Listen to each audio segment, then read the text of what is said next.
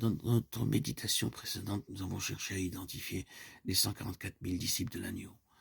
Sans revenir sur les choses dites précédemment, un seul coup d'œil rétrospectif semble montrer de façon parfaitement claire que ce groupe particulier représente quelque chose de distinct et de différent des autres groupes formant le peuple de Dieu dont nous parle le livre de l'Apocalypse. Ils se distinguent par le fait qu'ils suivent l'agneau partout où il va et ont acquis en conséquence une position d'autorité grâce à laquelle ils peuvent servir de manière particulière le Seigneur dans la gloire. Maintenant, nous poursuivons ce thème pour essayer de cerner le sens, ou du moins une partie du sens contenu dans la phrase « suivre l'agneau partout où il va », c'est-à-dire le suivre dans un abandon sans réserve. Nous allons donc nous laisser conduire par le terme « agneau » proprement dit. Ainsi, si nous cherchons dans les Écritures le passage qui nous permet d'entrevoir l'agneau pour la première fois, je ne parle pas des agneaux, mais de l'agneau, nous le trouverons dans le chapitre 13 de l'Apocalypse au verset 8. Et tous les habitants de la terre l'adoreront, ceux dont le nom n'a pas été écrit dès la fondation du monde dans le livre de vie de l'agneau qui a été immolé. Vous verrez qu'il existe une autre traduction de cette phrase, écrite dans le livre de vie de l'agneau qui a été immolé dès la fondation du monde. Et je pense que c'est là l'ordre des mots le plus correct. L'agneau immolé dès la fondation du monde. C'est effectivement dans ce passage que nous avons le premier aperçu de Christ en tant qu'agneau, immolé dès la fondation du monde. Quelle déclaration remarquable. Sans doute savez-vous que ce terme de fondation pourrait se traduire plus littéralement par poser les assises du monde, c'est-à-dire établir tout le plan de la création. On parle de faire un plan, un schéma, de former un projet. Et quand Dieu a procédé à ce moment-là au plan et à l'agencement de la création, l'agneau a été immolé en intention, ce qui signifie en premier lieu que la croix n'est pas une pensée ultérieure. La croix n'a pas été introduite après coup en raison de certains imprévus.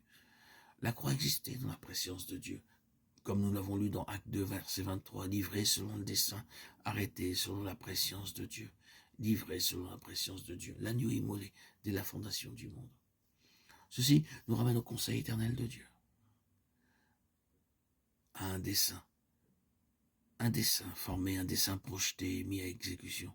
Ici, nous trouvons une fois de plus en présence des conseils de la déité auxquels Paul faisait si souvent référence. Conseil merveilleux, grand et glorieux. Quelle plénitude, quelle étendue, quelle gloire que celle de ces conseils qui ont précédé les temps éternels. C'est un domaine que nous pouvons vraiment contempler, sur lequel nous pouvons méditer et réfléchir durant toute notre vie sans jamais en voir le fond. Combien de fois ne sommes-nous pas revenus sur ces passages de la parole qui nous parlent en long, en large et en travers des conseils éternels de Dieu, de sa préscience, de la prédestination, et pourtant nous avons le sentiment que nous n'avons fait qu'effleurer le sujet. Il y a toujours quelque chose à découvrir. Oui, tout était là auparavant, et lorsque Dieu, pour ainsi dire, élabora ce plan éternel, grandiose et ce dessein universel, il en avait prévu en même temps la dislocation. Il avait vu à l'avance la puissante réaction spirituelle qui contrecarrerait ses intentions.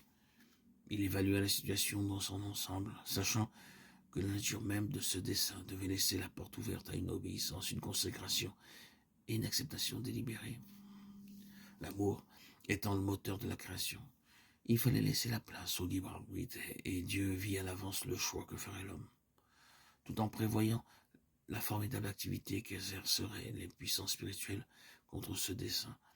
Il avait prévu tout ce qui est arrivé depuis que l'homme a cédé au grand ennemi spirituel des intentions de Dieu concernant son Fils Jésus-Christ.